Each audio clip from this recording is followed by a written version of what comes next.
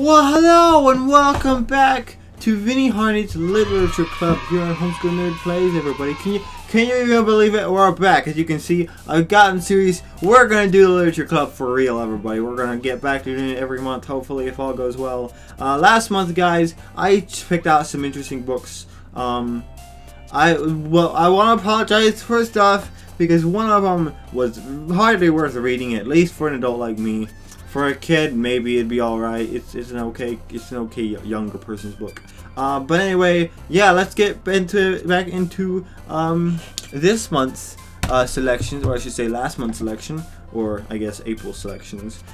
Starting out, we had, of course, The War of Art. This was a book that we read.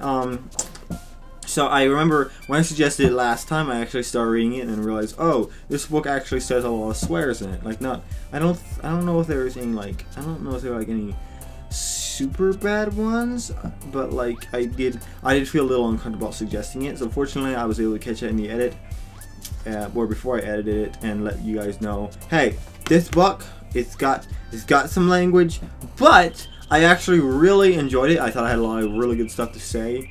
You know, it took a very unique approach to art. I just realized dust from the cover of this book sitting around is flying around the background of the camera. Anyway, yeah, it was a very interesting approach to the world of creative art and everything. It's more of a hard-hitting book. You know, just kind of, you know, here's how you go pro. You gotta love to be depressed, basically. You gotta love to be miserable, because that's what artists have to do. You know, we have to put in long hours, and I felt that a lot. So it's nice to be reading a book that's not just like, creating stuff is sunshine and rainbows and roses. I'm so happy while I'm creating YouTube videos. I am, but also I'm not, because it's a lot of work. I think I'm going to end up getting it a 4 out of 5 stars. A lot of the chapters were really short is my main criticism. It was just like a quarter of a page. Some of them were just like, you know, one paragraph. And that was all they had for that particular chapter. I mean, obviously, you know, you could say, oh, it's just a paragraph and each one is a different section. But they were like on different pages. So it kind of made me feel like, I'm getting all this book. And then, like, you know, it could be like, you know, half this thick, possibly. Probably half this thick if they didn't do that big packaging. So, you know, kind of feels like I've been cheated a little bit. But anyway.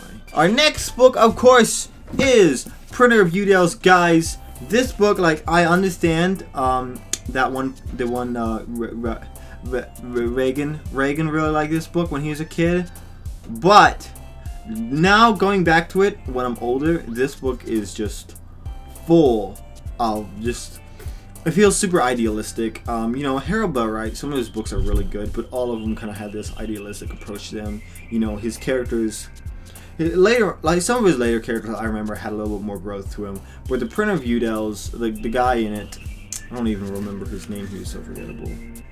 His name was Dick.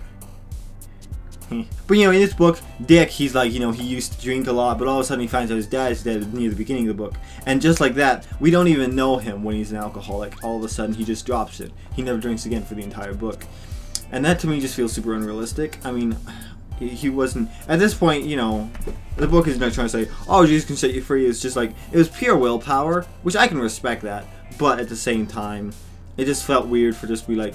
the only struggle he had was when he went to a bar and they were like, if you buy a drink, I'll buy you a drink and then you can eat this food the meal or having. And it was like, I won't drink the drink. And they're like, well, you're not eating the food then. And, you know, that just felt like super unrealistic. Because, like, you know, if he was just like, you know, why couldn't the bartender be just like, oh, it's okay, I'll serve you a non-alcoholic drink or something.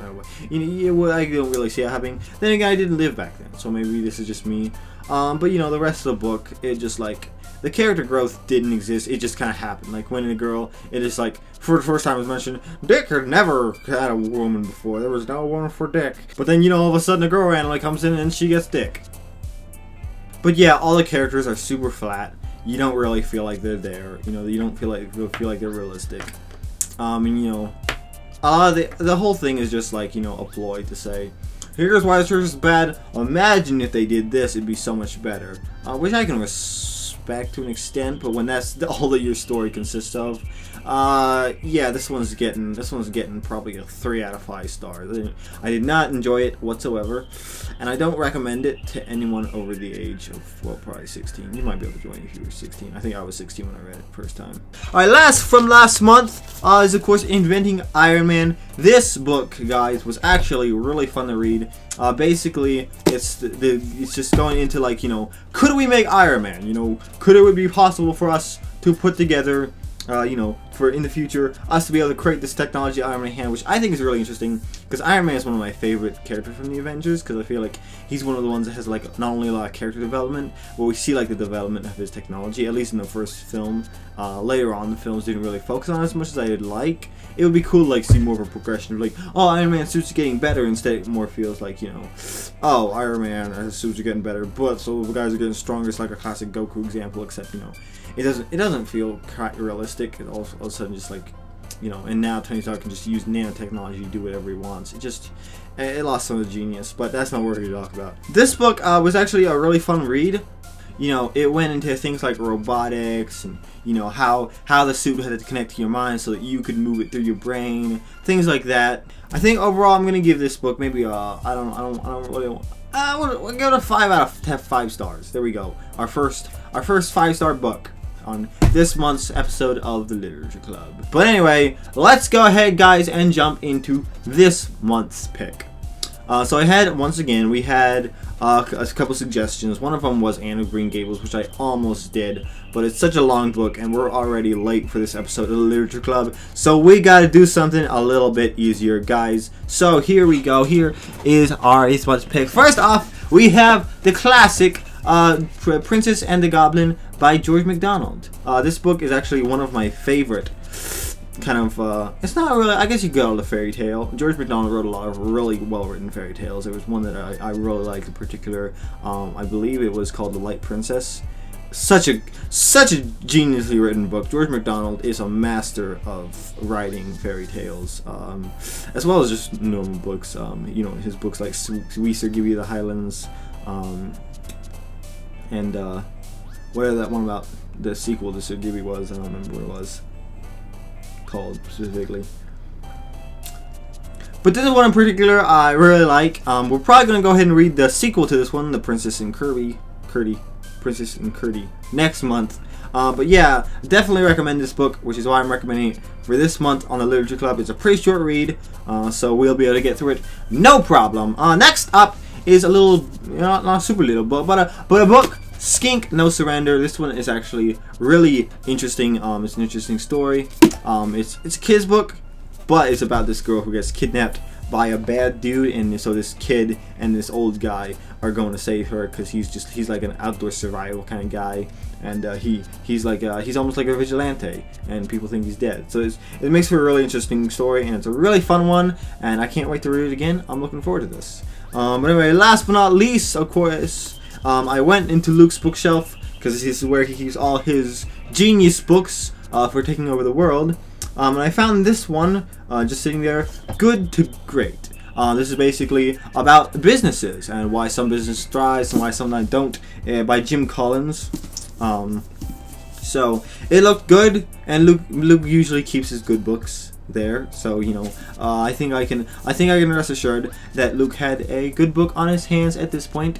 At least we can hope, because if not, well, I guess we'll just find out later this month, won't we? This one's a little bit longer, but because we had a few shorter books, more fun books this month, I think we'll be able to get through all 3 of them. I'm going to be reading a little bit more this month once again, with everything going on the last couple of months, between going to SodacCon, which that vlog will be coming out on Homeschooled Nerd here soon, and, you know, just like all the videos going on, I was feeling demotivated, not really feeling like doing the Literature Club, and then I took a vacation at the beginning of the month last, well, I guess it was end of May, so beginning of June, so that threw me off as well. So everything just kind of felt weird. But the point is, the important thing is we're back, we're doing more Literature Club, and I will be back the start of next month. First Thursday of the month is what we're moving this to. I used to do it Wednesday. Now we're doing it Thursday because there's no videos on Thursday. So yeah, we're gonna try to start doing Tuesday and Thursday videos here on Homeschooled Nerd Plays. So yeah, in case you haven't noticed, Mario Tennis has been going on Tuesday, and we're gonna start another one going on Thursday. So this will be a lot of interesting stuff going on. I'm working on just revamping the channel, trying to get new channel art going on, trying to get more interested in Homeschooled Nerd Plays, because we put a lot of work into it. I feel like you know, we have some really good stuff coming out, and yeah, I want you guys to be able to enjoy it, and I want more people to be able to enjoy it. So yeah, that's what's going on here, guys. That's our month's picks. Hope to see you guys next month with another episode of the Homeschooled Nerd Literature Club. Until then, take it easy. Bye.